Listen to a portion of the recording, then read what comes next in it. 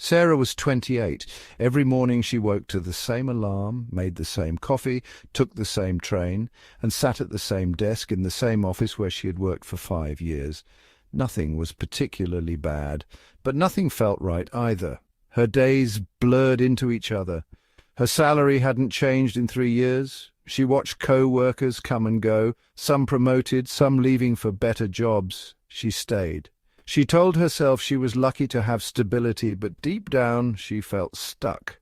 Then came the dinner that changed everything. It was a Saturday night. Her old college friend James had invited her to a little restaurant he liked. James had always been bright, a bit ambitious, but tonight he seemed different, sharper, happier, more confident. Sarah listened as he told her about the leadership seminar he'd flown out for in Chicago. Then the online design course he'd just completed. Then the public speaking coach he'd hired for 3 months. Curious, she asked how much he had spent. James shrugged and said around $5,000 that year. Sarah blinked.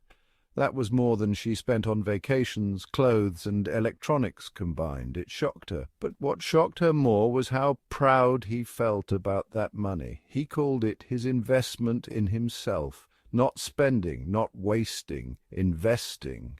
On the train home that night, Sarah kept thinking. She realized she had not done one new thing for herself in years. She had not taken a class, had not picked up a book unless it was fiction to escape her day. She had grown older, but she had not grown. This was the beginning of her wake-up call. So what does it mean to invest in yourself? It means choosing to put your time, energy, or money into things that help you become better, not better than others, better than you were yesterday. That could mean learning a new skill, taking care of your health, managing your money smarter, spending time with people who lift you up. It sounds simple, and in many ways it is, but it's also powerful. Think about how money grows in a savings account. You put in a little. Then that money earns interest. That interest earns more interest. Over time it adds up. This is called compound growth. The same thing happens when you invest in yourself. 1 hour of learning today becomes more skill tomorrow. 1 week of better sleep becomes clearer thinking next month. 1 conversation with the right mentor leads to a new opportunity you never saw coming. Growth feeds more growth, but most people do not invest in themselves. Not really. They say they do not have time. Their days are already packed, but then they watch hours of television or scroll endlessly through their phones. They say they cannot afford it. But somehow there's always money for delivery food, for streaming services, for new clothes that get worn twice. They say they are too old, but learning never has an expiration date. The truth is, not investing in yourself has a cost too, a bigger one. Sarah saw it when she looked around her office. 1 co-worker had joined the company after her, but was now her manager. Another had left last year and was now launching a startup. They had both taken courses and pushed themselves to learn. Sarah had stayed in her comfort zone. When you do not grow, you do not stay the same. You fall behind, your skills become outdated, your confidence shrinks, your options narrow. Life begins to happen to you instead of because of you. That's why this book was written, to help you turn that around. There are 4 areas where investment matters most. The first is mental growth. That means learning new ideas, sharpening how you think, and challenging old beliefs. It can be reading, studying, listening, or practicing. It builds your mind like lifting weights builds your body. The second is physical health. Your body is your engine. If it breaks down, nothing else works. Investing in exercise, food, rest, and medical care pays off with more energy, better mood, and longer life. The third is financial skills. You do not need to be rich, but you do need to understand money, how to earn it, how to keep it, how to grow it.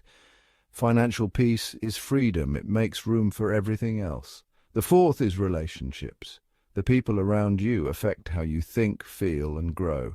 Investing in the right connections can open doors, support you in hard times, and make life feel full.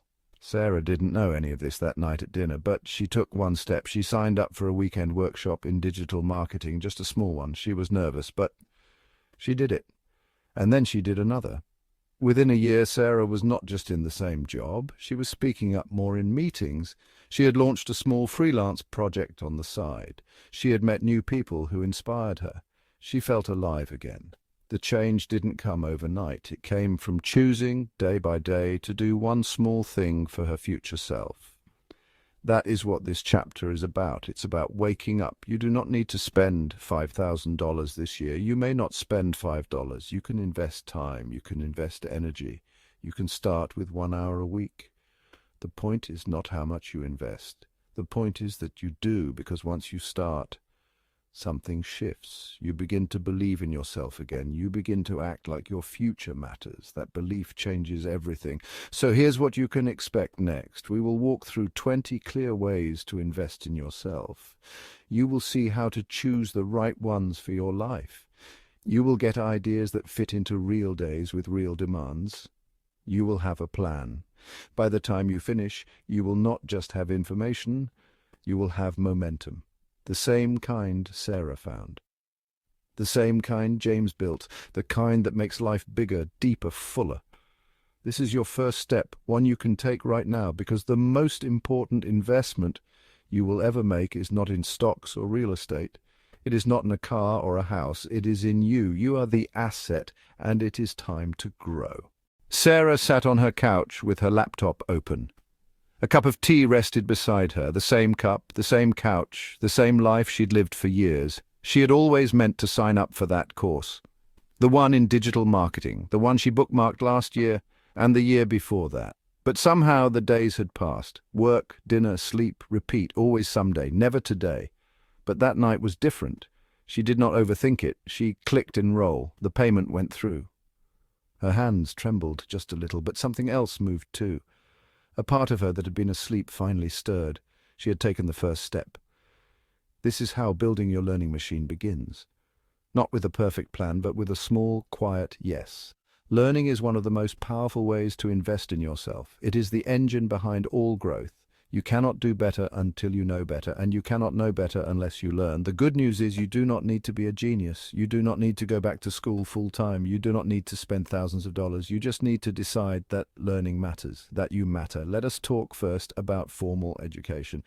There are times when going back to school makes real sense. If you are changing careers, if you want a promotion that requires a degree or a license, if you love a field deeply and want to master it, then yes, school might be the right path, but school is expensive and it takes time, so you must choose wisely. Not all programs are equal. Some charge too much and teach too little. Before you sign up, ask real questions. What are the job outcomes? What are the success rates? Are the skills still relevant? Does the program connect you with real employers? Sometimes community colleges offer more value than name-brand universities.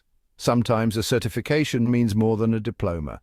Sometimes night school or weekend classes are enough. Also, remember there are creative ways to pay for school.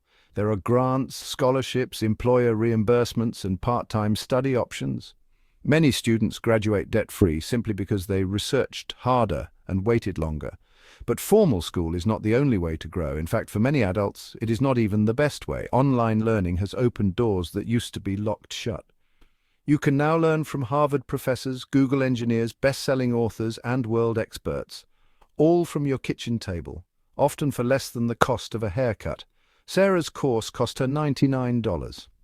It gave her 6 hours of video, exercises to apply what she learned, a certificate to put on her resume, but more than that, it gave her hope. It showed her she was not too old, not too late, just a little rusty. The most popular platforms are Coursera, Udemy, edX, Skillshare, and LinkedIn Learning. Each one offers different topics, different formats. Some give you credentials, some just give you knowledge, but all give you access to worlds you might never enter otherwise. So how do you choose the right course? Ask yourself what problem you want to solve. Are you trying to improve at work? Start a side business? Learn a new tool? Build a hobby into a skill? The more specific your reason, the more likely you'll finish. That's the trick. Start with why. Staying motivated is harder than starting. This is where many people fall off. They enroll, they watch the first lesson, then life gets busy. The course sits half finished. Here's the secret. Schedule your learning like you would a meeting, a dentist appointment, a gym class. Put it on your calendar. Protect that time. Even 30 minutes a few times a week adds up fast. Learning should not be random. It should be intentional, which brings us to the third method, reading. Reading is the oldest and most reliable form of learning. Books are concentrated wisdom. You can sit with the thoughts of the smartest people in history. You can travel through time, space, and experience, all with a library card or an internet connection. But reading must be strategic, not just for entertainment. You want books that shift your thinking, that stretch your understanding, that change your habits. The right book at the right time can change your life. If you're busy, start small. 10 pages a day, that is all. In a year, that's 3,600 pages. That's 12 good books. That's a new you. You can also listen. Audiobooks and podcasts are powerful tools. Use your commute, your walk, your chores. Let your mind absorb while your body moves. The key to all this is building a learning mindset. A learning mindset means you stop thinking of school as a phase that ended. It means you start thinking of yourself as a lifelong student, not just a consumer of content, but a seeker of skill. You look at the world and ask, what can I learn from this? How can I get better? It also means you accept the beginner's awkwardness, the feeling of not knowing. That uncomfortable place is where growth happens. Be proud to be a beginner again. It is a sign of courage. Making time for learning is possible for everyone, even the busiest. The truth is, we all waste time. We all scroll, we all zone out. Reclaim just a little of that. 15 minutes in the morning, 10 minutes before bed, 1 hour on the weekend. You do not need more time, you need more intention. Track your progress, not for perfection, but for clarity. Write down what you learned this week. One sentence, one takeaway.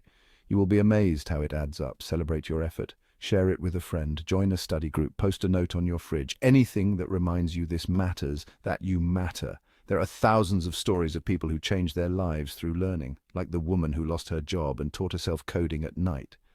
Now she leads a tech team, like the man who listened to leadership audiobooks every day on his delivery route. Now he trains others in his company, like Sarah, who after 2 years of courses and projects landed a new role with a higher salary and real excitement in her voice.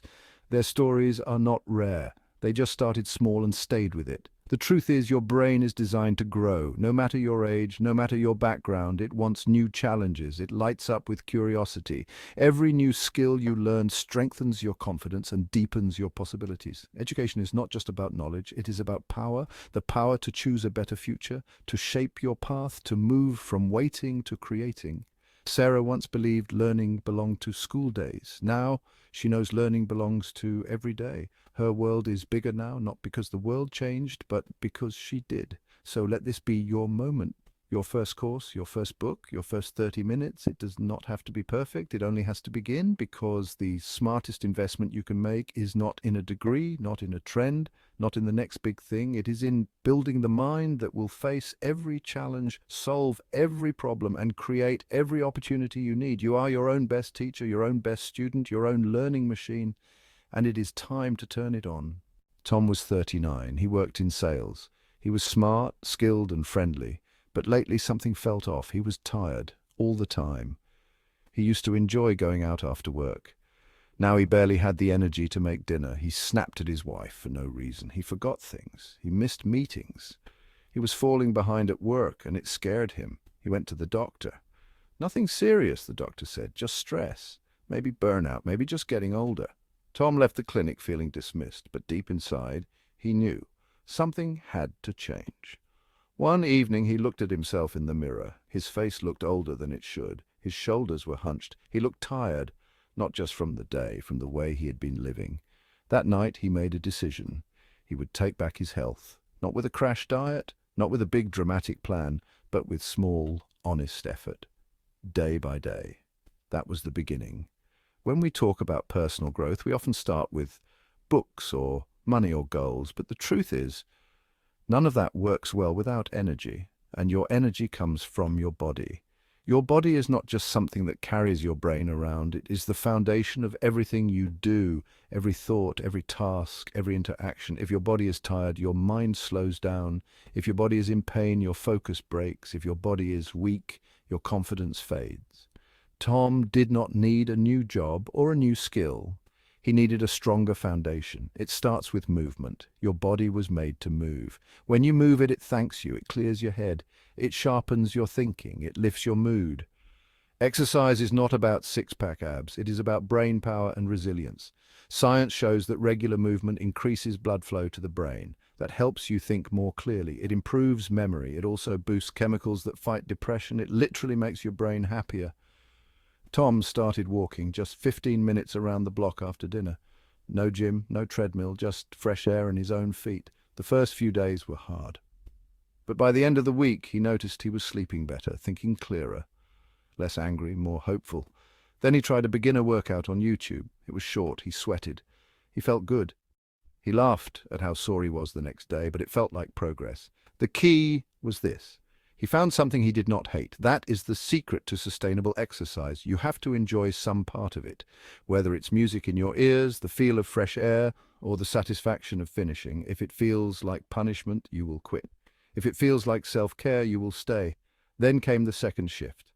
Food. Tom used to skip breakfast, then grab fast food at lunch, then eat a heavy dinner late at night. He drank coffee all day just to stay alert. He thought this was normal, but it was draining him. Food is fuel. Bad fuel makes your engine sluggish. Good fuel gives you steady energy.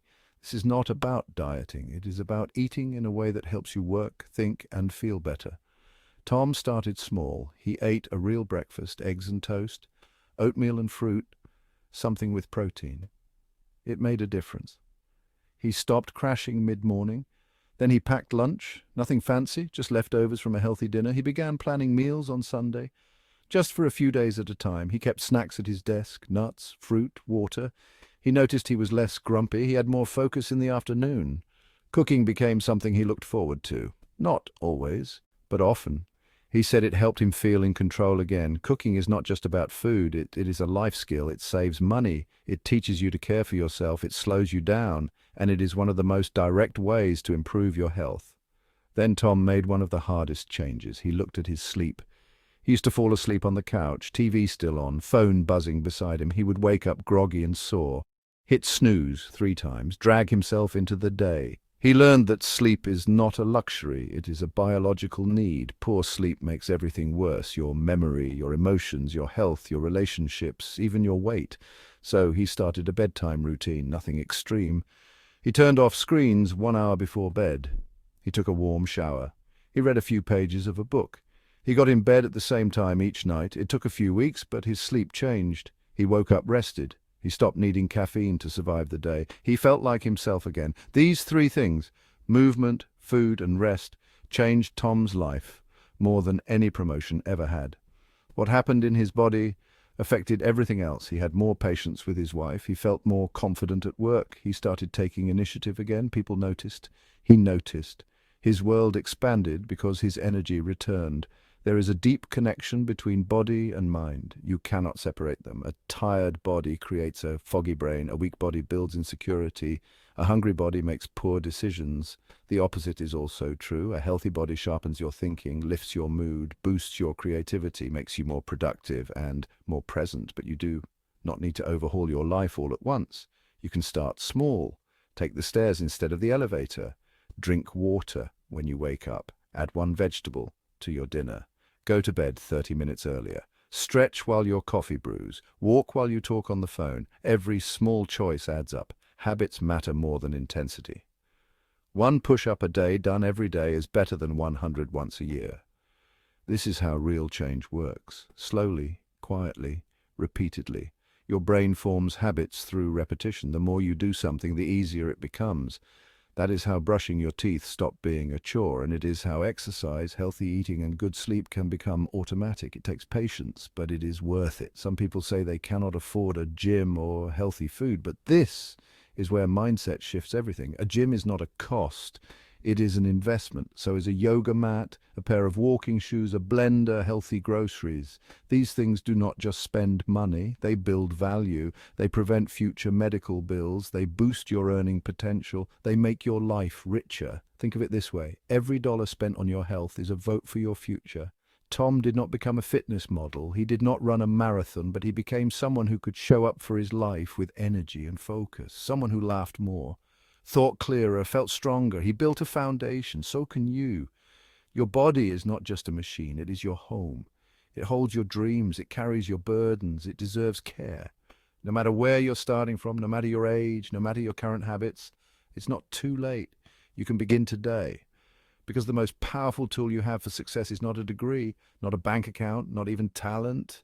It is a healthy, energized body that can carry your mind wherever it wants to go.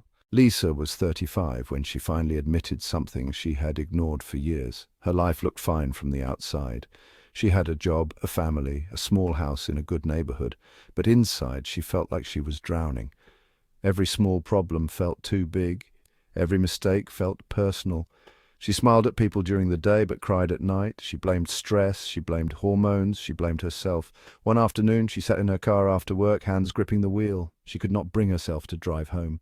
Her heart was racing, her thoughts were spiraling. And that is when it hit her. Her biggest enemy was not outside, it was inside. Her own mind had become her battlefield. That was the beginning of her inner work. Mental and emotional strength is not about being tough. It is not about pretending everything is fine. It is about learning how to face life with steadiness. It is about building a mind that does not break when life gets hard, because life will get hard. What matters is how we meet it. Lisa started therapy the next week. She had never gone before. She felt ashamed, nervous, weak. But the therapist was kind, not pushy, just calm. Lisa spoke slowly at first, then faster, then she cried. And for the first time in years, someone truly listened. Therapy is not just for people in crisis. It is for anyone who wants to understand themselves better. It is a place where you can speak without fear, where you can hear your own truth out loud, where you can untangle old patterns and heal invisible wounds. Therapy helps you see how your past still shapes your present. It helps you learn what drives your actions, why you react the way you do, why certain things trigger you, why you say yes when you mean no, or shut down when you feel overwhelmed. There are many kinds of therapy. Some focus on talking, some focus on changing thoughts. Others work with your body. The key is finding a therapist who feels right for you, someone you trust, someone who helps you grow. It may take time. It may take trying more than one person, but it is worth it. Because mental health is not separate from your career or your relationships. It touches everything. After a few sessions, Lisa felt lighter, not fixed, not perfect, just more able to handle life. She started noticing her thoughts instead of being pulled by them. She started responding instead of reacting. She felt stronger. Alongside therapy, she tried something else, meditation. At first, she hated it. Her mind raced, her legs tingled. She felt restless, but a friend told her to start small, just 5 minutes, just breathing. So she did. Each morning before her kids woke up, she sat on the edge of her bed, closed her eyes, and breathed. Inhale, exhale, notice, return. Meditation is not about stopping thoughts. It is about seeing them without getting caught. It is like watching traffic from the sidewalk instead of running into the street. Even 10 minutes a day can change your brain. Science shows that meditation reduces stress, lowers anxiety, improves focus, helps you sleep, builds patience, strengthens your ability to stay calm in chaos. There are free apps to help beginners. Calm, Headspace, Insight Timer, they guide you step by step. No pressure, no perfection. What Lisa found was not silence, but space. A small gap between her thoughts and her actions. That space gave her choices. And that changed everything. As her mind became clearer, she wanted to understand herself more, so she picked up a notebook. She started journaling, not long pages, just a few lines each day, sometimes about her mood, sometimes about her dreams, sometimes about nothing at all. Journaling helped her hear herself. It showed her patterns. It helped her notice what made her feel alive and what drained her. She could look back and see how far she had come. There are many ways to journal.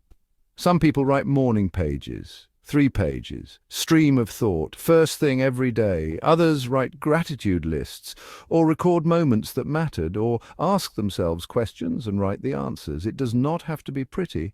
It does not have to be long. It just has to be honest. Writing slows you down.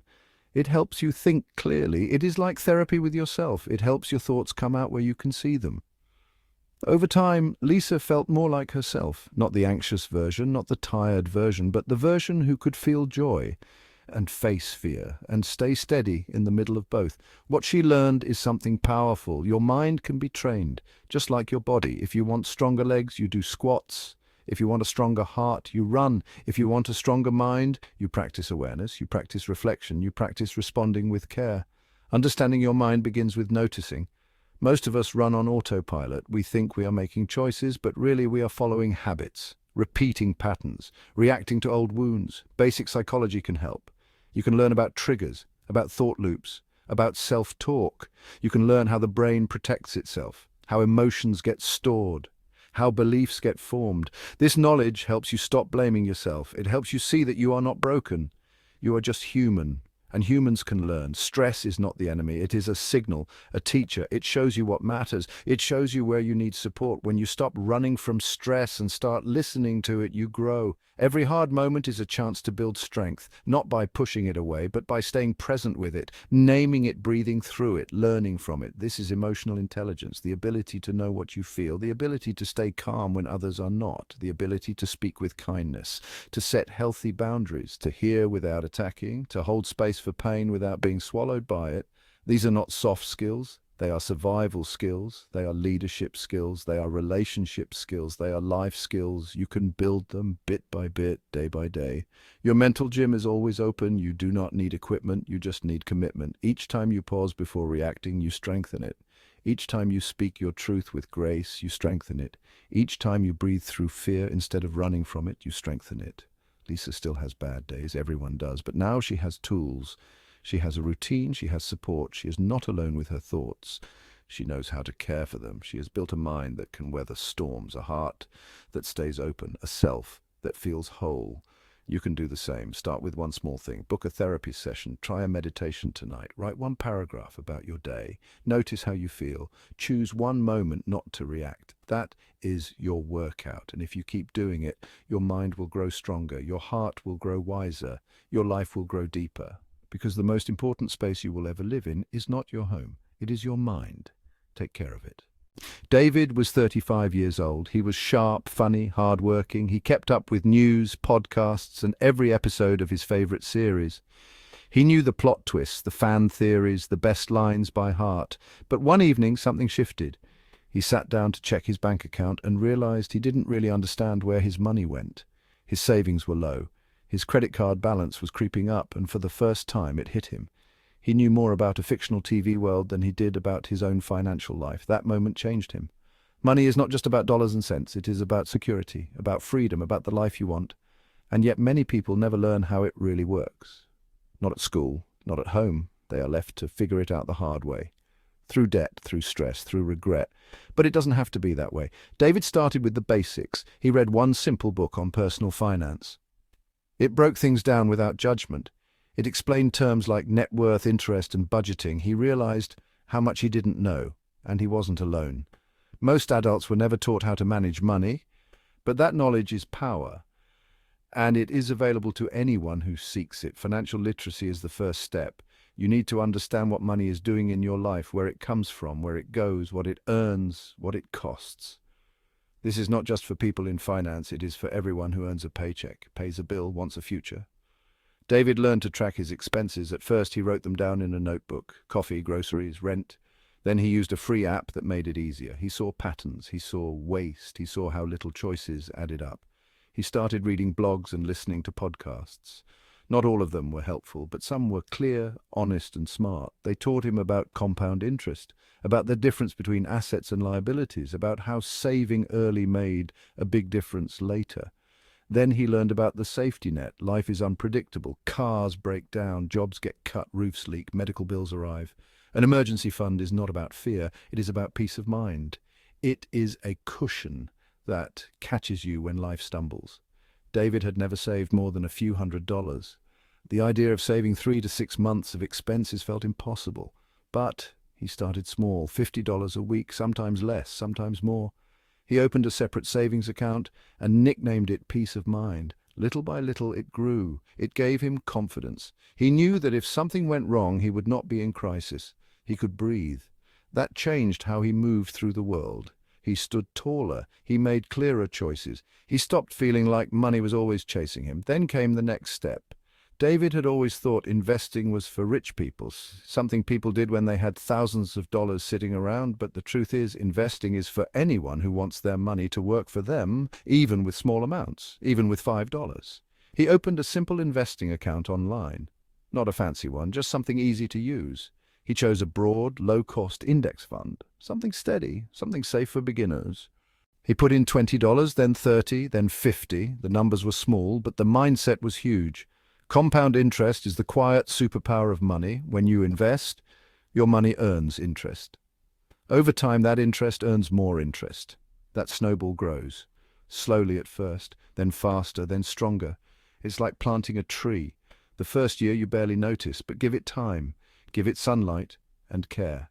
And one day, it gives back more than you ever imagined.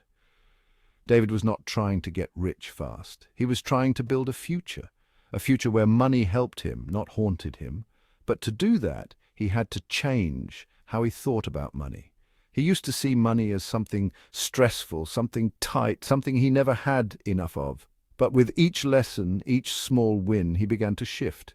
He started seeing money as a tool, not as something that controlled him, but as something he could control. He was not avoiding it anymore. He was engaging with it, taking responsibility for it, learning to work with it instead of fearing it. That shift changed everything. The stress faded. His confidence rose. He slept better, argued less, worked with more focus. Even his relationships improved, because financial stress does not stay in the wallet. It spreads. It affects your health, your sleep, your decisions, your self-worth. Studies show that money problems are one of the top reasons people feel anxious, one of the biggest sources of conflict in relationships, one of the main causes of burnout. But the solution is not just more money. It is better systems, smarter habits, stronger mindset.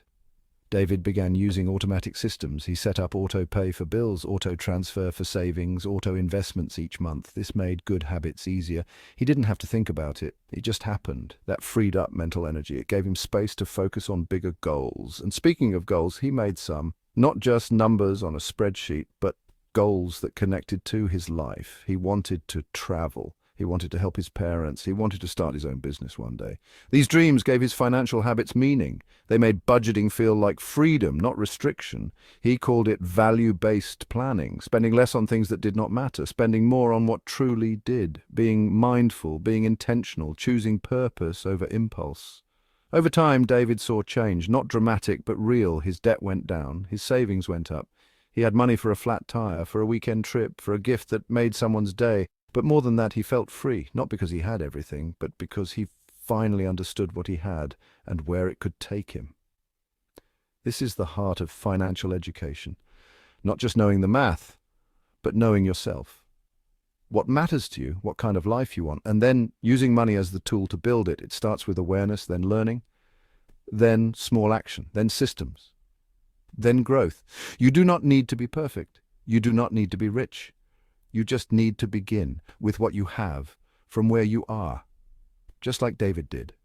One quiet evening, one honest look, one decision to learn, and everything changed. Maria stood outside the little cafe with her coffee in hand. She was nervous. This was not her usual scene. A local networking meetup full of strangers she had almost cancelled.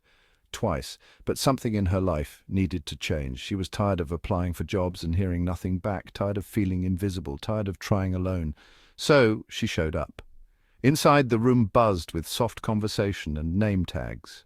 Maria took a breath and walked in. She sat next to someone with a kind face. They talked, nothing fancy. Just a real, honest talk about work and change and what they both wanted next. 2 weeks later, that person introduced her to someone who knew someone else. And that is how Maria landed her dream job. No resume pile, no long online portal, just one real connection that opened a door. That is the power of relationships. When most people think of personal growth, they think of working harder, studying more, leveling up their skills. But what many forget is this. People are the real bridge between where you are and where you want to go. Every opportunity, every lesson, every breakthrough usually starts with someone else. Networking is not about handing out business cards or working the room with a fake smile. It is about creating real human connection. It is about learning how to talk to people in a way that builds trust and leaves a mark. You do not have to be outgoing. You do not have to be charming. You just have to be curious and kind. Good networking starts with listening. Asking simple questions. What brought you here? What are you working on right now? What are you excited about? People love to talk about what matters to them, and when you listen, really listen, they remember. Maria learned this quickly. She stopped thinking about what to say next and started focusing on what the other person was saying now. That made all the difference. But it's not just about meeting new people, it's about staying in touch. Following up, checking in, sharing a useful article, saying thank you, remembering their name. These little actions add up. They show you care, and over time, they build relationships that matter.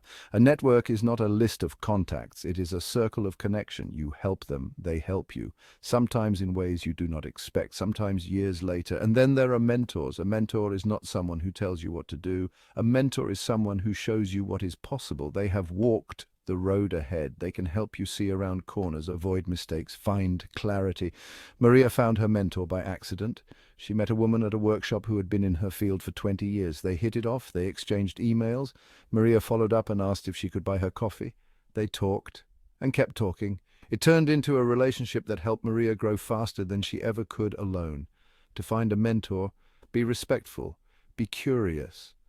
Ask for a little time, not a lot. Be specific. Say why you reached out, what you admire, what you're hoping to learn, and always be grateful. Good mentors are busy, but many of them want to give back. They just need to know you are serious, that you are doing the work, that their time matters. And here's something even more powerful. When you become a mentor yourself, you grow in ways you never expected. Teaching someone else sharpens your own thinking. Helping someone else lights a fire in your own path. You remember how far you've come, and you remember why it matters. You do not need to be perfect to be a mentor. You just need to care. You just need to show up. You just need to share what you've learned so far. Mentorship is not a transaction. It is a relationship built on trust, honesty, and mutual respect. Now let's talk about something even more important than networking or mentoring. Communication. In today's world, your ability to communicate shapes everything. It shapes how you lead, how you connect, how you influence, how you grow. Communication is not just about speaking, it is about being understood. It is about making others feel heard, seen, and respected. That begins with listening, real listening, not just waiting for your turn to talk, but hearing the words, the meaning, the feeling behind the words. Maria used to think good communication meant talking more, but she learned that asking good questions was even more powerful. She practiced slowing down, looking people in the eye, repeating what she heard, clarifying instead of assuming. Then she worked on speaking up, not louder, just clearer. She joined a local public speaking group. The first time she shook, her voice cracked, but everyone clapped. She got better, each time a little stronger. Learning to speak in front of people builds confidence in every area of life. It teaches you how to organize your thoughts, how to connect with emotion, how to tell a story that moves people. But communication is not just in person, it is also written. It is also digital. The way you write an email, respond in a chat, share on social media. These things tell the world who you are. Take time with your words. Be clear, be kind, be human. One message can build a bridge or burn one. Choose carefully. All of this, networking, mentoring, communicating, takes effort.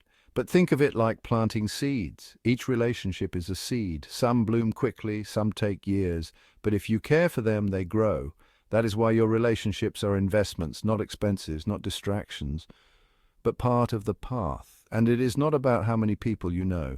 It is about how well you know them. You do not need hundreds of contacts. You need a few people who believe in you, who you believe in, who are willing to help and be helped. Depth matters more than width. A real friend in your corner is worth more than a crowd of strangers.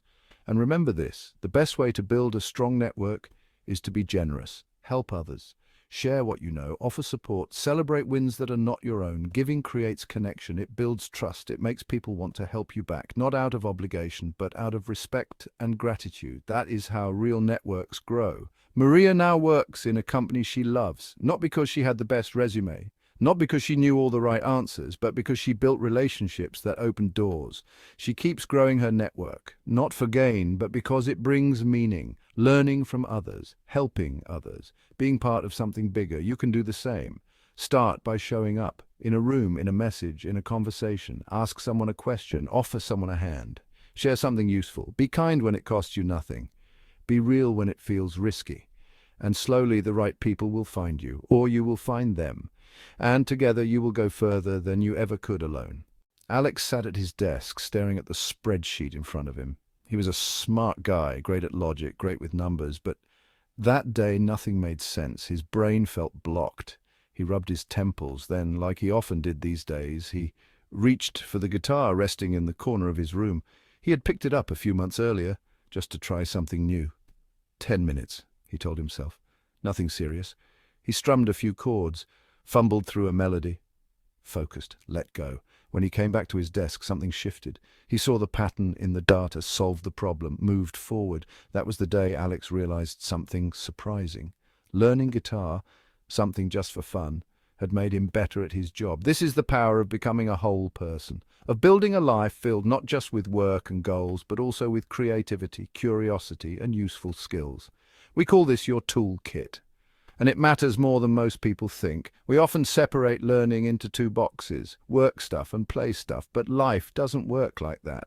The things you do for joy often fuel your performance in ways you cannot predict.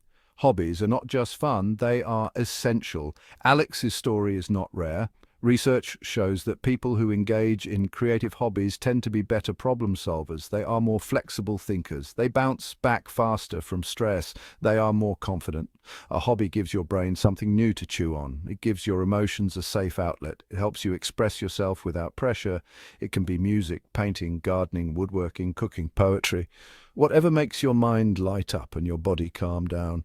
And it is not just emotional. Sometimes hobbies turn into income.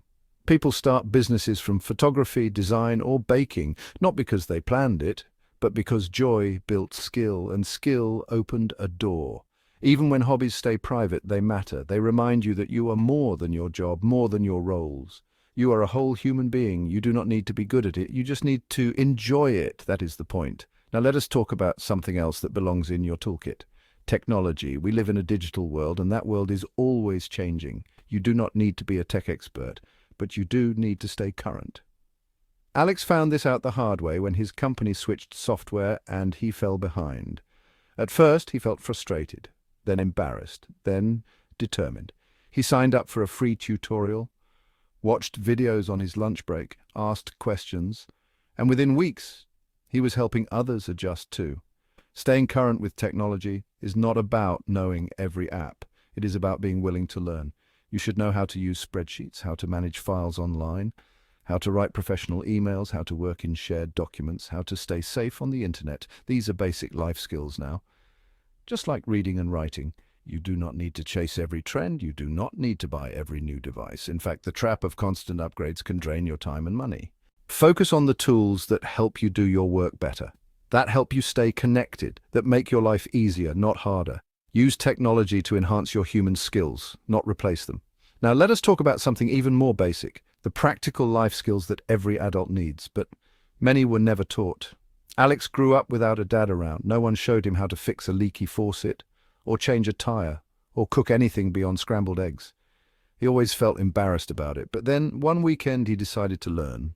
He started with YouTube, how to hang a shelf, how to patch a hole in the wall, how to make a simple soup. Each time he figured something out, he felt a little stronger, a little prouder. These skills are more than chores. They are acts of self-reliance. Cooking saves money. Fixing things builds confidence. Changing a tire gives you independence, and none of them are out of reach. You can learn them step by step, at your pace. Learning how to do these everyday things tells your brain one powerful message: you are capable. And that belief spills into everything else. When you master a new skill, whether it is playing a chord or changing a fuse, something changes inside. Your confidence grows, your mindset shifts. You stop seeing problems as walls, you start seeing them as puzzles. This is what experts call skill stacking. It means building different skills across different areas of life, not to become the best in one thing, but to become uniquely valuable because of how your skills combine. Alex was not the best guitar player, not the best data analyst, not the best handyman, but he was the only person in his company who could do all three. That made him stand out. That made him interesting. That made him someone people remembered. Well-rounded people bring fresh ideas. They connect dots others miss. They adapt faster. They connect with more kinds of people. They are not just good workers. They are good thinkers, good teammates, good leaders, and they are usually happier too. Because when you keep learning for the joy of it, your life stays full. You stop waiting for life to happen. You start shaping it with your own hands. This is the whole person advantage. It is not about being perfect or busy. It is about choosing to stay alive in every part of you. Your career grows, but so does your spirit, so does your creativity, so does your freedom. Alex now takes time each week to learn something new. Sometimes it is related to work, sometimes not. But every time it makes him better. Not because the skill is always useful, but because the process always is. Learning keeps you humble, keeps you sharp, keeps you growing. And when you grow, life grows with you. So build your toolkit, pick up a hobby and try a new app. Fix something in your home, try cooking one meal from scratch. Take joy in the small wins, be proud of every skill you build, because every single one makes you more prepared, more confident, more complete. And the more you grow, the more you have to offer. Rachel lived in a small one-bedroom apartment. It was the kind of place that looked fine on the outside. Quiet street, decent rent, nothing special, but inside it was chaos. Papers stacked on the counter, laundry piled on the chair, a desk buried under unopened mail and old takeout cups. She told herself it didn't matter. She was busy, she was tired, she had more important things to focus on. But slowly, without her noticing, something began to change. She felt low every morning. Distracted at work, frustrated for no clear reason. She kept forgetting things. She scrolled through her phone more than usual. Her motivation faded. Then, one Saturday afternoon, Rachel tripped over a box on her way to the kitchen. She dropped her coffee, stared at the mess on the floor, and burst into tears, not because of the coffee, but because something deep inside her cracked open. She looked around and saw it clearly for the first time. The space around her was not just cluttered. It was weighing her down. That was the beginning. She started small, one drawer, then a shelf, then her desk. She cleaned, she tossed, she donated. She opened windows, she lit a candle, she made space, and something shifted. Her mind felt clearer. Her chest felt lighter. Her thoughts slowed down. Her day felt possible again. Rachel learned something powerful that week. Your environment shapes your energy, your mindset, your habits, even your self-respect. Most people think success starts with action, but before action comes attention.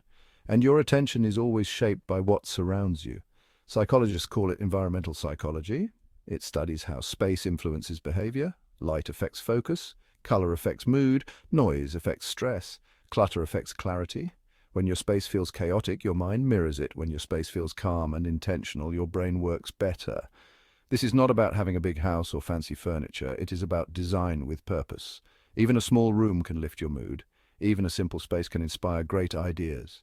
The question is not how much space you have. The question is what that space says to your mind. Does it say rest, create focus, or does it say avoid, escape, hide?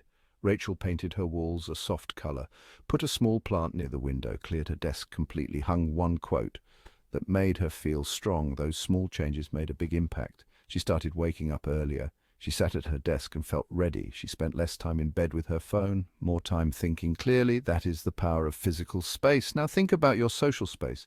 Rachel noticed something else that week. As her apartment changed, she began to question the people in her life. Some were kind, encouraging, honest, but some drained her, always complaining, always doubting, never celebrating her efforts. And she started to realize your social circle is a kind of environment too.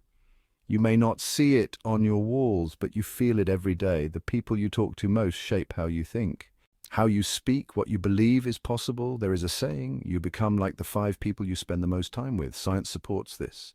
Behavior spreads through connection, mindsets spread, habits spread, even mood spread. If your 5 closest people are driven, kind, and growing, you will rise with them. If they are negative, fearful, or stuck, it becomes harder to move forward. Rachel started being more careful with her time. She didn't cut people off. She just noticed how she felt after each interaction. If she left feeling drained, she created space. If she left feeling inspired, she leaned in. She also joined a small group that met weekly to talk about goals. At first it felt awkward, but soon it became her anchor. Those people did not just support her, they expected the best from her. That changed her. Building a strong social environment is not about being popular, it is about being intentional. Surround yourself with people who want to grow, who cheer for your wins, who tell you the truth with love, who make you feel more like yourself, and give that same energy in return. Now let us look at another environment that most of us live in every day, the digital one, your phone, your feed, your inbox. Rachel used to scroll every morning and feel worse. Everyone else seemed happier. Healthier, more successful. She compared, she judged, she felt behind. One day she unfollowed anyone who made her feel small, not because they were bad people, just because their content pulled her in the wrong direction. She followed creators who taught, who shared honestly, who made her think, who made her laugh. She cleared her phone of useless apps, turned off push alerts. She created a digital space that supported her growth, not her stress, and that made her real life better too. Our brains are shaped by what we take in. Be careful what you feed yours. The same way you clean your home, clean your feed, curate your space, curate your circle, curate your inputs. These things are not small. They are the ground you stand on. They are the air you breathe.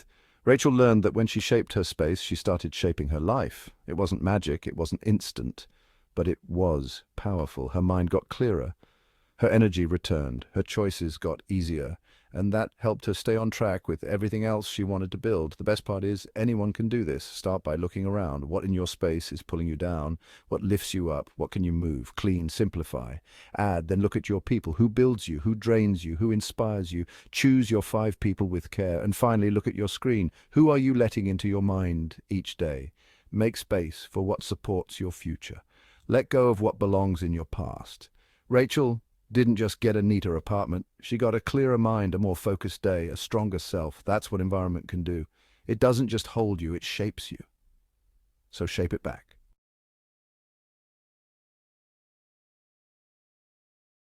Sarah sat at her kitchen table with a notebook and a quiet morning. For the first time in a long time, she was not just reacting to life, she was planning it. The notebook had a simple title, Personal Investment Plan. She was not doing this alone. Tom was walking laps in the park, thinking through what mattered most. Lisa was making tea and opening a fresh journal. David was reviewing his budget. Maria was texting her mentor to meet for coffee. Alex had just bookmarked a new course. Rachel had lit a candle and was clearing her desk. Each of them had begun a journey. Each had taken steps to invest in themselves. Now it was time to bring it all together. This was their planning session. No one starts perfect. Everyone starts where they are. That is the key. Before you plan your next steps, you must first know your starting point. That means an honest check-in with yourself. Sarah made 5 columns in her notebook, 1 for learning, 1 for health, 1 for money, 1 for relationships, 1 for environment. She asked herself simple questions. What have I done in this area recently? What have I ignored? What feels strong? What feels weak? Tom did the same. He gave himself a score out of 10 in each category, not to judge, just to see clearly. Health was a 6, money was a 5, learning was a 4, relationships were a 7, environment was a 3. This first step gave him clarity. He saw where he had been spending energy. He saw where he had been avoiding. Lisa wrote short notes in her journal, just 1 or 2 sentences about each area. She didn't need a fancy tool. She just needed to be real with herself. You can do the same. Be kind, be honest, write it down. Once you know where you are, the next step is choosing what to work on first. This is called priority setting. Most people try to fix everything at once. That never works. David learned this when he tried to change his diet, learn investing, and fix his sleep all in 1 week. He burned out fast. Then he picked one focus, building an emergency fund. That single choice gave him energy and confidence to tackle the next step. Look at your life and ask, what area would change everything else if I improved it? For Sarah, it was learning. She knew that new skills would lead to new income, new confidence, new ideas. For Lisa, it was emotional health. She knew that without peace inside, nothing outside would last. Pick one area, just one. Then build a small, clear goal for the next 90 days. This is your 90-day quick start. Why 90 days? Because it is long enough to see change, but short enough to feel real. Alex set a goal to complete 1 online course, not 5, just 1. Rachel decided to transform 1 room in her apartment. Not the whole place, just the room where she worked and thought. Maria committed to meeting 1 new person each week through professional events or mutual introductions. Each goal had three things. It was clear, it was focused, it was tied to something meaningful. When goals are too big or vague, we quit. When they are simple and personal, we move. Now that the goals were set, it was time to look at how to fund them. This is your budget for growth. Most people think of budgeting as cutting back, but this is a new kind of budget, a personal development budget. Sarah wrote down how much money and time she could invest in herself each month. She didn't have much, but she found $30 a month and 4 hours a week. David cancelled 2 subscriptions he never used. That gave him enough to start investing and buy 1 good book a month.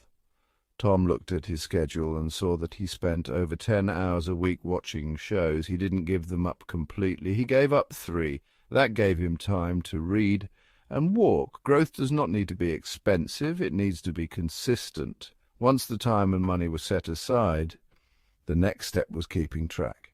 Tracking helps you see progress. It keeps you motivated. But it has to be simple. Alex used a checklist. Did I study today? Did I practice? Yes or no? Lisa kept a weekly log. 1 page every Sunday. What worked, what didn't, what to try next. Maria kept a note on her phone.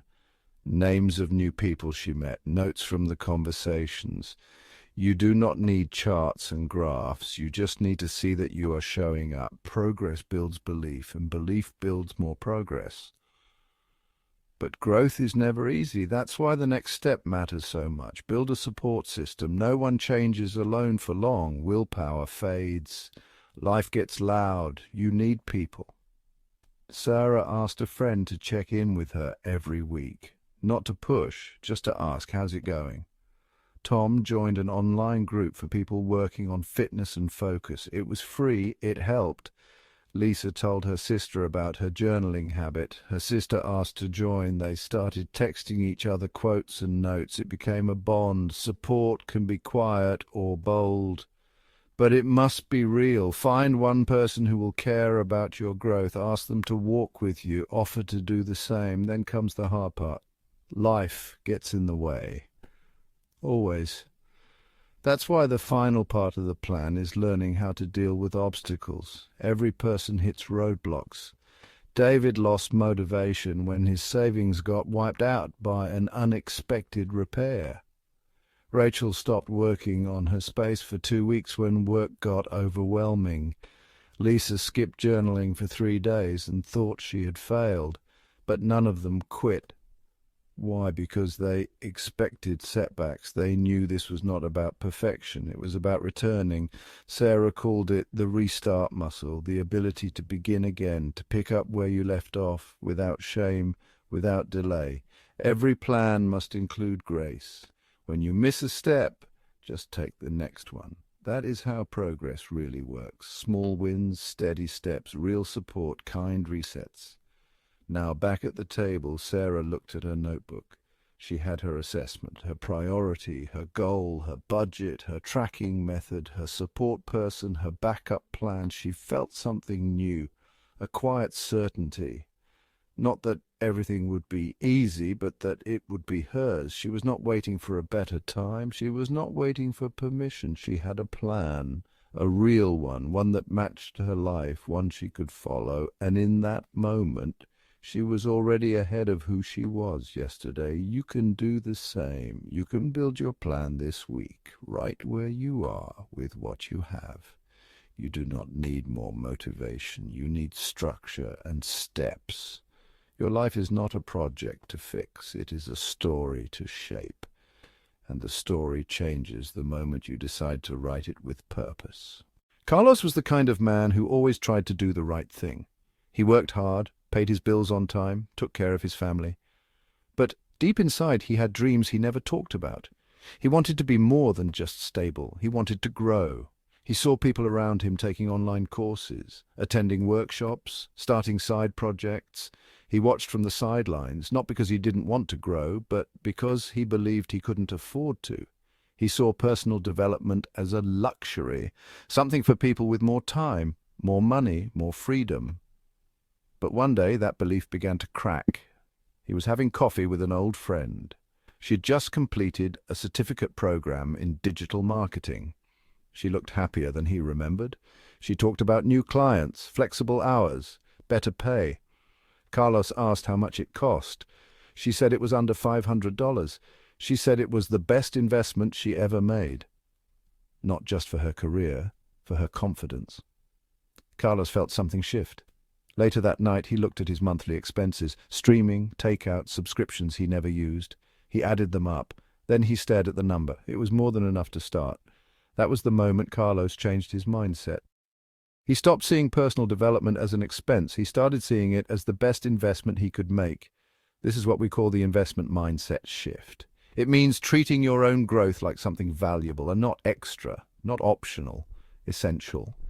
People with this mindset ask different questions. They don't ask how much it costs. They ask what it's worth. They don't say, I can't afford it. They ask, how can I afford it? Carlos began small. He created what he called his development budget. He set aside $25 a month. That was it. It seemed like nothing, but it was a start. Some people invest hundreds, some thousands, but the truth is the amount matters less than the habit. Studies show successful people invest anywhere from 5 to 10% of their income in learning and growth. But even if you can't do that now, you can start somewhere. Carlos used his $25 to buy a book, then a course on sale. He saved over time for a weekend seminar. What mattered was not the size, it was the intent. He was no longer waiting for the perfect moment. He was building momentum, and he also discovered something important. Not all growth costs money. There are free and low-cost ways to grow that can change your life. Libraries are full of books that cost nothing to borrow. YouTube has high-quality tutorials on everything from coding to cooking. Podcasts let you learn from experts while you drive, walk, or clean. Websites like Coursera, Khan Academy, EDX, and Udemy often offer courses for free or at deep discounts. There are local meetups and online communities where you can learn and connect without paying a cent. Carlos found a free webinar on budgeting that helped him more than any paid program ever had. He realized that what most people lack is not resources, it is strategy. The return on investment, or ROI, of self-investment is often much bigger than people expect. Carlos's first course cost him $60. It led to a small freelance gig that earned him $300. That gig gave him experience that helped him apply for a better job. That job increased his salary by $8,000 a year. It wasn't magic, it was math. A small investment paid off many times over, and beyond money, it gave him pride, focus, options. That's the true ROI of growth. It opens doors, it gives you leverage. Over time, Carlos learned how to time his investments. There were seasons when he had more to give. He used his tax return to pay for a certification. That year, he invested more. There were seasons when life got tight, when his kids needed more, when the car broke down. During those times, he paused. He focused on free learning, on habits, on consistency. Growth doesn't mean spending all the time. It means knowing when to lean in, when to rest, when to plan. Timing matters. Carlos also learned that growth was not a solo decision. His wife at first didn't understand why he was spending money on courses. She asked if it was really necessary, so he talked to her, not about the cost, but about the dream. He told her what he wanted to build, how it could help their future, their kids, their freedom. He listened to her concerns. They looked at the budget together. When she saw he had cut back on small things to make room, she said yes. This is how you get family or partner buy-in. You share the vision. You stay transparent. You invite them into the why. And over time, they often become your biggest supporters. There are also formal ways to ease the financial load. Carlos discovered a local non-profit that offered free workshops and career counseling. Later, when he wanted to go back to school, he found a grant that paid half his tuition. There are scholarships for adults, for working parents, for first-generation students, for many different groups. You just have to look. Sometimes help is out there, but you have to raise your hand. The best part of Carlos's story came 5 years later. He was now working full-time in a new industry, earning more than he ever had. He still kept his development budget, only now it was bigger. He set aside money every month to attend conferences, buy books, pay for coaching. He also began helping others do the same. He started a small group at his community center to help people plan their own growth budgets. He said one thing over and over: the earlier you invest in yourself, the sooner it pays off.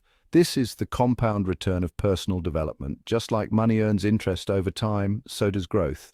A book today changes how you think forever. A course today shapes how you earn for years. A mentor today affects how you lead tomorrow. And every dollar spent on becoming better returns as value in every part of your life. Carlos didn't win the lottery. He didn't have a secret advantage. He simply decided that his growth mattered, and he backed that belief with action. You can do the same. Start with what you have. Choose one small thing to learn this month. Carve out time. Look for help. Track what changes. Do it again next month, and the one after that. Before long, you will not just see growth, you will feel it, and the money side will no longer be the barrier. It will be the fuel. Jennifer always said the same thing: I do not have time.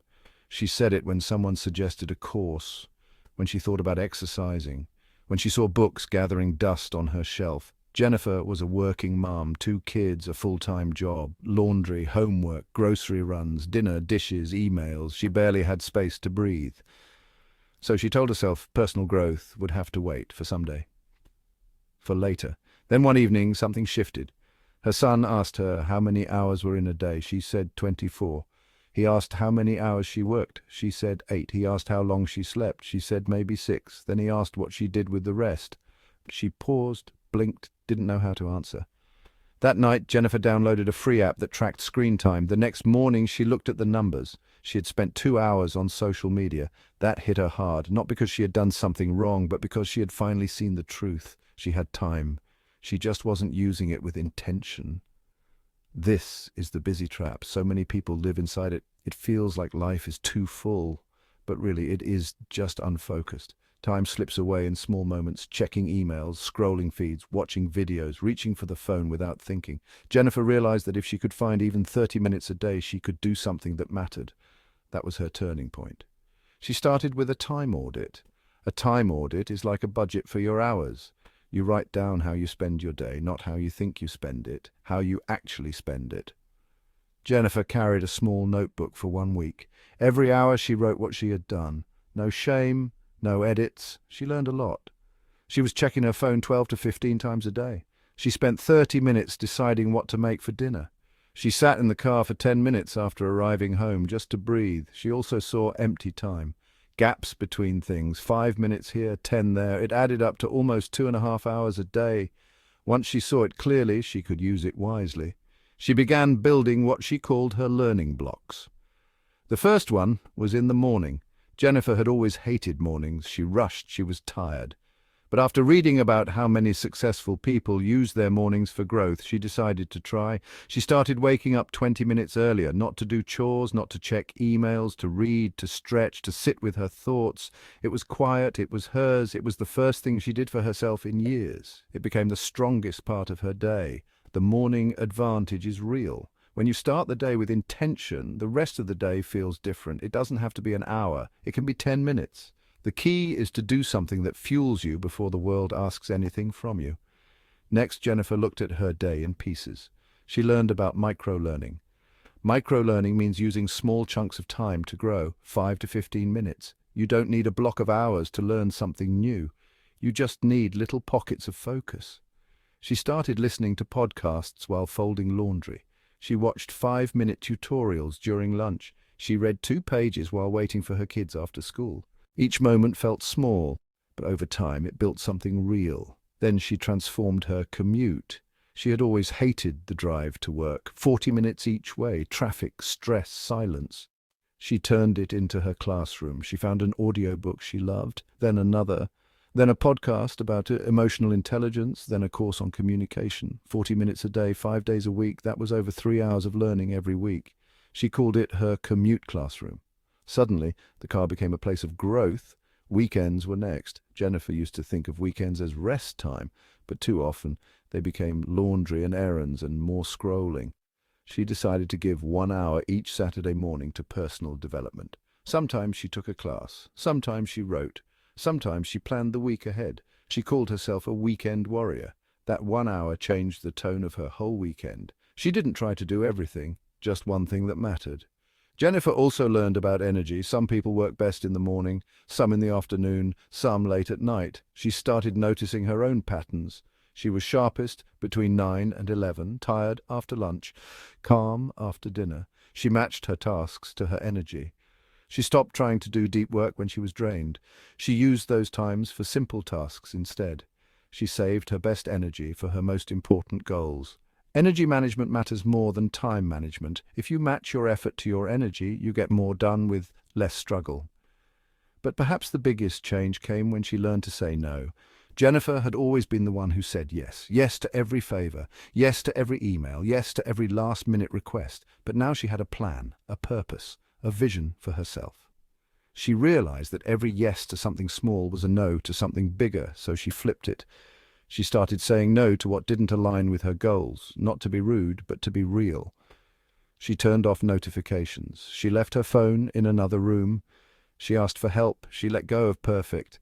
She created space for growth, and that space changed her. In 6 months, she completed 3 courses, started journaling, started sleeping better, started believing in herself again. She didn't have more hours in her day. She just used her hours with care. Jennifer learned what many people eventually do. Time is not the problem, attention is. You do not need to escape your life to grow. You just need to shift inside it. 1 minute, one choice, one change at a time. This is how busy people find time for personal development. They stop waiting for big chunks. They use the cracks.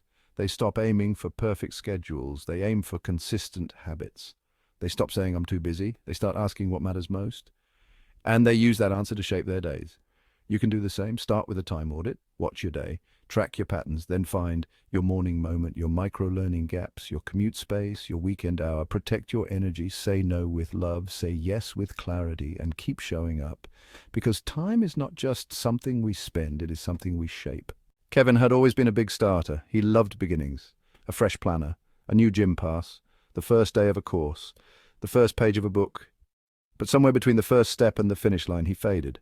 He would start strong, wake up early, eat clean, study hard, then life would get busy, work would pile up, he would miss a day, then another, then stop altogether. Each time he felt like he had failed. He told himself he lacked motivation, that he just was not one of those driven people who kept going no matter what. But one morning, everything changed. He was listening to a podcast by a successful writer. The host asked how the writer stayed motivated. The answer was simple. "I don't," she said. "I build systems so I don't have to." Kevin paused the show, rewound, listened again. That was the moment something clicked. He realized motivation is not a fuel you can count on. It comes and goes. It is unreliable. Successful people do not rely on motivation. They rely on habits, on systems, on structure. They keep going when it's boring, when it's hard, when it's slow, because they've built something that supports their progress even when their feelings don't. Kevin started thinking differently. He stopped waiting to feel inspired. He started building routines. Every morning he set a timer for 10 minutes to stretch, not because he felt like it, because it was part of the system. He opened his book every night before bed, even if he only read 1 page. He learned that progress is not about big moments. It's about small ones repeated again and again. This is the truth about growth. It is not a straight line. You make progress, you hit a wall, you move forward, you fall back, you stall, then you rise again. This is the growth cycle. Every person who ever changed their life has faced plateaus, has stumbled, has had to start over. Kevin had to learn that a bad week didn't mean a bad future. He also had to learn to see himself in a new way, not as someone trying to change, but as someone who invests in growth. This was the identity shift. When you shift your identity, everything changes. Instead of saying, "I'm trying to read more," you say, "I'm a reader." Instead of saying, "I'm trying to eat healthier," you say, "I care about my body." It sounds simple, but your brain follows identity more than intention. When you believe you are someone who grows, your actions follow. Kevin also had to face the pressure around him. Not everyone supported his changes. Some friends teased him when he said no to late nights. Some co-workers rolled their eyes when he mentioned his new routine. Even family members questioned why he was spending money on online classes. At first it hurt. It made him doubt himself. But then he realized something important. People resist change, especially when it reminds them they are not changing. Their reaction was not about him, it was about them. He learned to keep his circle small but supportive. He didn't need everyone to believe in him. He just needed to believe in himself. He found one person who understood his goals. They checked in weekly. It helped. He also learned that perfection was his enemy. He used to wait for the perfect plan, the perfect time, the perfect conditions, but perfect never came. He realized that progress beats perfect every time. Half a workout is better than no workout. 5 minutes of writing is better than waiting for a free weekend. A rough first draft is better than an idea that lives only in your head. So he gave himself permission to be messy, to move forward anyway, and to celebrate the small wins. Kevin started using a whiteboard on his wall. Every time he completed a task, he drew a check mark. It sounds silly, but it worked. Each mark gave him proof that he was showing up. Progress felt real, visible, earned. Celebration matters. You do not need to throw a party, but you need to feel the win. Smile. Say it out loud. Tell a friend. Light a candle. Go for a walk. Do something to mark your movement, because growth needs fuel, and momentum is built on moments. Kevin also started working on his mindset. He had always believed some people were just naturally talented, naturally disciplined, naturally driven, but he learned about the growth mindset, the belief that you can get better with effort, that abilities are not fixed. This belief changed how he saw everything. He stopped saying, "I'm not good at this." He started saying, "I'm learning how to get better." It made failure less scary, because it wasn't proof he wasn't enough, it was proof he was in the process. That shift made him more curious, less afraid, more willing to try. Then came the hardest part. Life got hard. Kevin's father got sick. He had to take time off work. His routines fell apart. For a few weeks he didn't stretch, didn't read, didn't study. Old Kevin would have given up, but new Kevin knew better. He had already built a comeback plan. The key to comeback is kindness. He didn't shame himself. He didn't panic. He started with one small step. He stretched for 5 minutes. That was enough. The next day he read 2 pages, then he picked up his journal. He came back slowly, but he came back because he had learned this truth. Success is not about never falling, it is about rising again. Every setback is part of the story. It does not erase your progress, it deepens it. Kevin is still on his journey, but he walks it differently now. He trusts the cycle. He knows plateaus pass. He knows identity drives action. He knows support matters. And most of all, he knows how to begin again. You can do the same if you are tired, if you feel behind, if you lost momentum. You are not broken. You are human. Build small systems. Track tiny wins. Shift your story. Celebrate progress. Let go of perfect. Embrace process. Come back when you fall, and know this: you do not need motivation every day. You just need the will to take the next step. Priya sat on the edge of her bed, staring at the blank page in her notebook. It had been almost 6 months since she had started working on herself. She had taken 2 online courses, changed her eating habits, woke up early most days to read, and yet she felt like nothing was different. She was still in the same job, still getting paid the same, still facing the same doubts. She wondered if it was all a waste of time. She thought about quitting the plan, but something stopped her. Before giving up, she decided to look back. She opened her journal from the start of her journey. On the first page was a simple question she'd written to herself. What do I want to change? She had written words like focus, energy, confidence, clarity. She kept reading. One entry from the second week stood out. She had felt overwhelmed at work and froze in a meeting. She compared that to her last meeting. She had spoken up, shared an idea. She had felt calm. That was it. Her answer was right there. She had changed, but she had been measuring the wrong things. This is the measurement dilemma. We often expect change to show up in obvious places: a new job, a raise, a major goal reached. But real growth does not always work that way. It begins inside, quiet, slow, deep. If you only measure results, you miss the process. And the process is where everything starts. Priya began to ask new questions. What have I done that I was afraid to do 6 months ago? Where do I feel stronger? What is easier now? Where do I hesitate less? These questions showed her something she had missed. She was growing. She just needed better tools to see it. One of those tools is understanding the difference between leading and lagging indicators. Leading indicators are things you do. You can control them. You can track them. Lagging indicators are the results. They come later, often much later. Waking up early is a leading indicator. Getting a promotion is a lagging one. Working out 3 times a week is a leading indicator. Losing weight or gaining strength comes after. Leading indicators build momentum. Lagging indicators confirm the direction. Most people only look at results, but the people who grow keep their eyes on effort. Priya started tracking her leading indicators. How many days she read, how often she reached out to people in her network, how many lessons she finished in a course.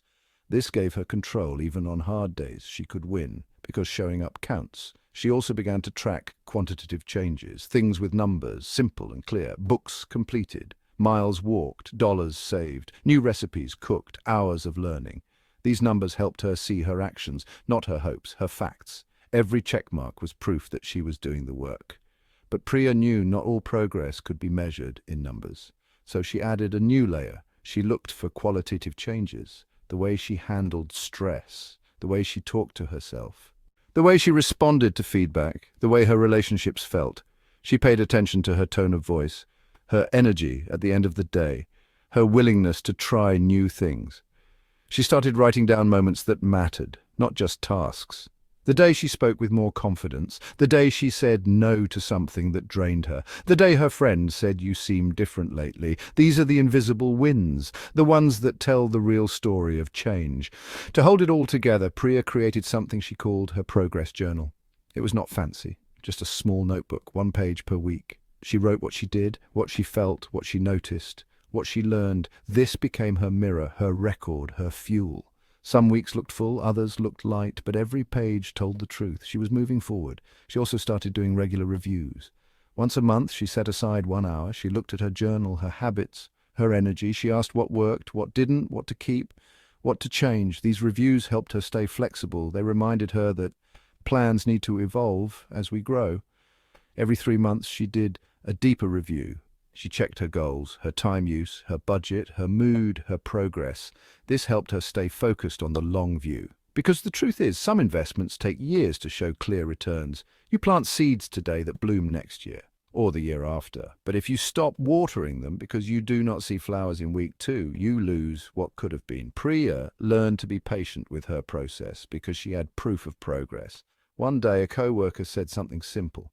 You seem calmer, like you know where you're going. That was feedback. Real, external, unprompted. She started listening more closely. She noticed when people asked her for advice, when they commented on her clarity, when they trusted her more.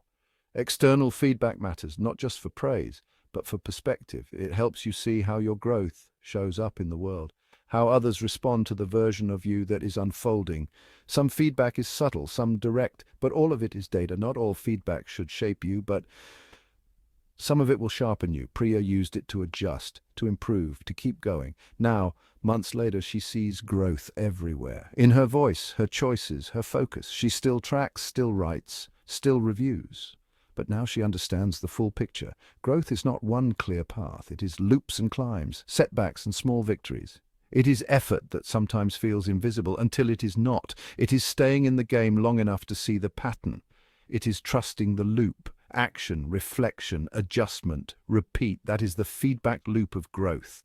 And once you build it, you never have to guess if you are growing. You will know because you will have the proof in your actions, in your records, in your voice, in your life, just like Priya. Marcus used to feel proud of how far he had come. He had read books, taken courses, changed his habits. His mornings looked different now. His mindset had shifted. People at work noticed. Friends asked what changed. But something inside him knew he had more to give. He was not stuck, but he felt slow.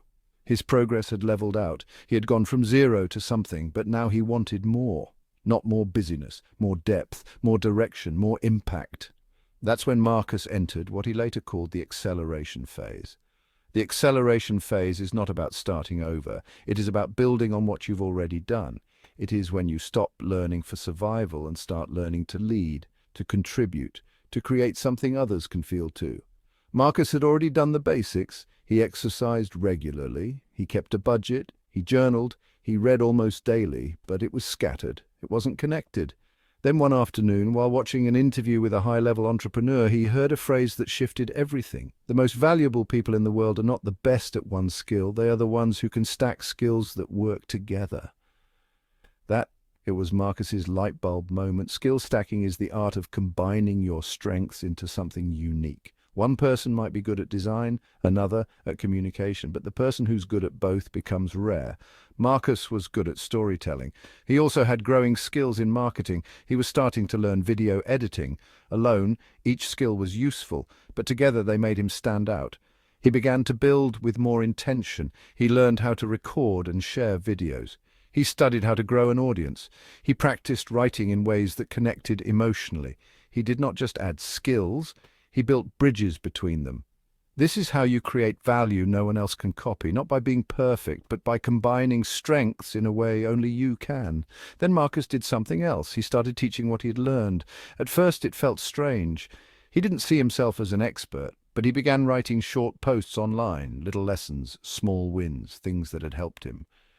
People responded, they said thank you, they asked questions, they wanted more. Teaching changed everything. The teaching effect is one of the fastest ways to grow. When you teach something, you have to understand it more deeply. You start noticing the gaps in your own knowledge. You sharpen your thinking. You stretch your voice. Marcus started mentoring a few younger co-workers. Nothing formal, just check-ins, encouragement, shared tools. What surprised him most was how much he grew by helping them grow. Teaching created clarity, and clarity created momentum. Then he joined a mastermind group. A mastermind group is a small circle of people committed to growing together. It is not therapy. It is not casual talk. It is focused, honest, structured. They met once a month, 4 people, each on their own path, but with a shared hunger for growth. Each session they shared wins, shared struggles, gave feedback, set goals, held each other to them. Marcus said it was the most powerful thing he had ever done for his growth, because it gave him 3 things: accountability, perspective, and belief. When others believe in your vision, it becomes harder to doubt it yourself. After a few months, Marcus took a bigger step. He signed up for his first weekend workshop. It was not cheap. It required travel. It meant stepping away from routine, but it changed his life. Intensive experiences compress time. They take you out of your normal space. They immerse you in new ideas. They remove distractions. They create space for breakthroughs. Workshops, retreats, boot camps, even one-day intensives. Sometimes, one weekend of deep focus can do more than 6 months of scattered learning. That workshop gave Marcus more than knowledge. It gave him direction. He realized something else that day. All his growth in one area had started bleeding into others. That is what we call cross-training for life. Just like athletes train one part of the body and feel stronger in others, personal development works the same way. Marcus had trained his voice by learning video. That helped his communication at work. He had trained his focus through journaling.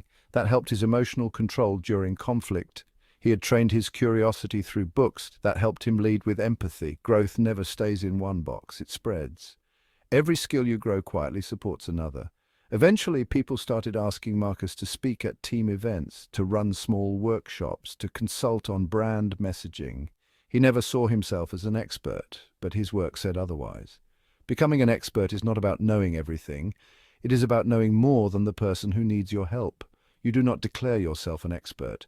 You become one by serving, by showing up, by sharing what you know. The expertise path begins with one question: how can I help others with what I've learned?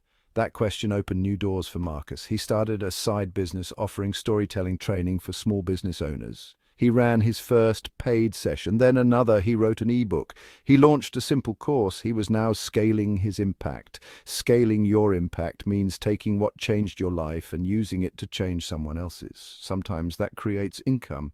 Sometimes it builds community. Sometimes it just brings deeper meaning, but it always expands your reach. Marcus now looks back at where he started, a stack of books, a tired routine, quiet questions.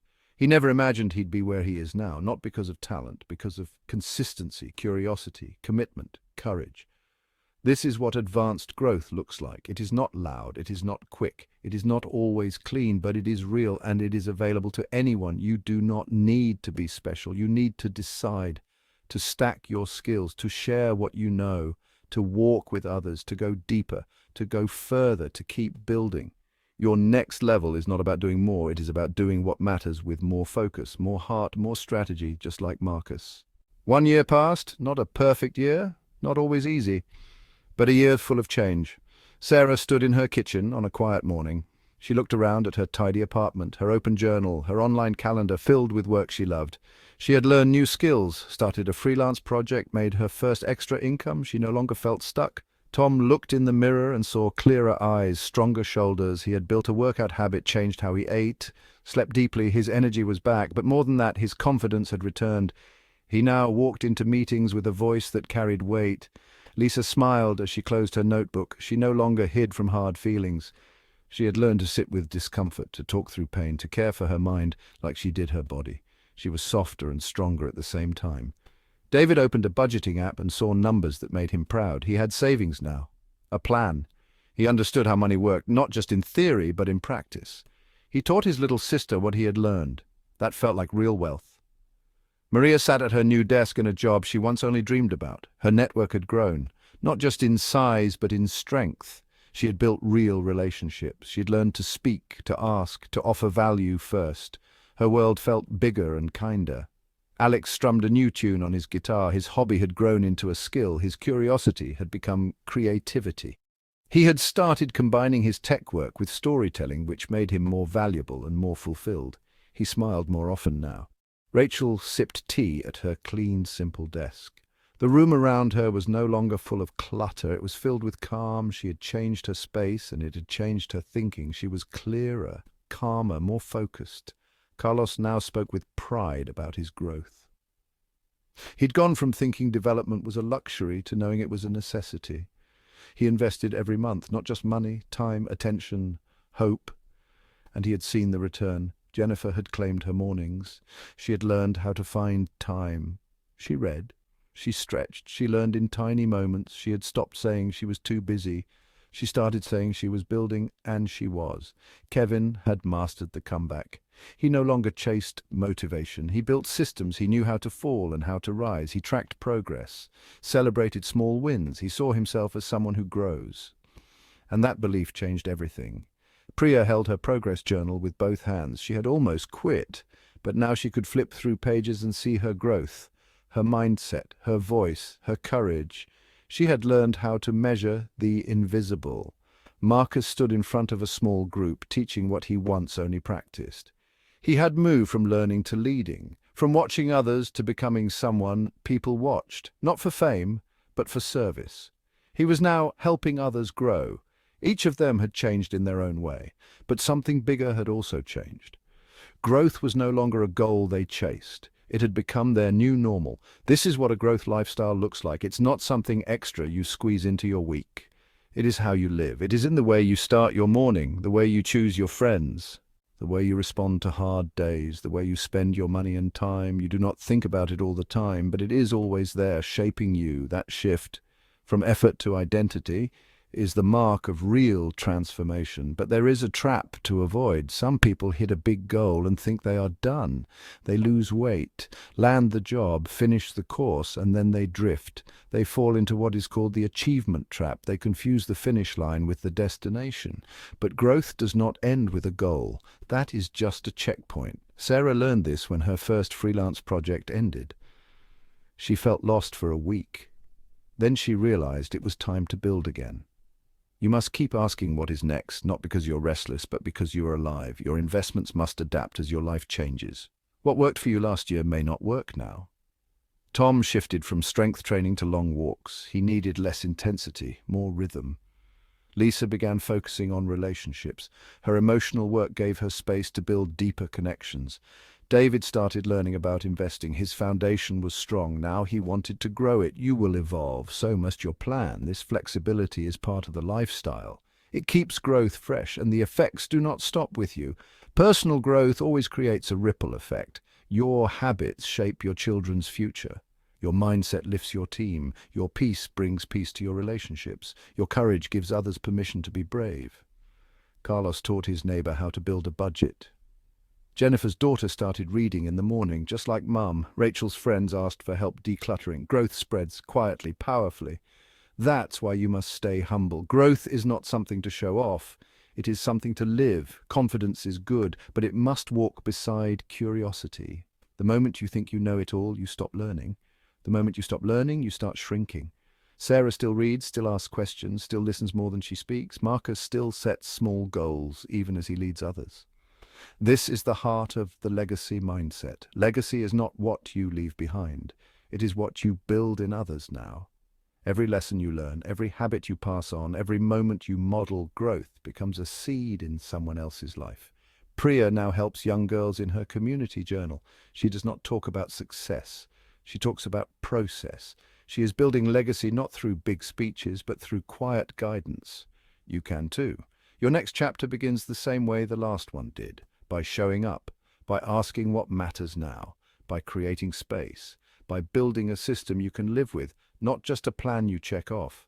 Set your environment again, revisit your goals, reset your habits, find new mentors or become one, start a new challenge or deepen an old one, and never stop choosing yourself. This book ends here, but your growth does not, because you have learned something that changes everything. The best investment you will ever make is not in stocks, not in certificates, not in equipment. It's in becoming the person you were meant to be. And that person is still unfolding, still rising, still writing the next page.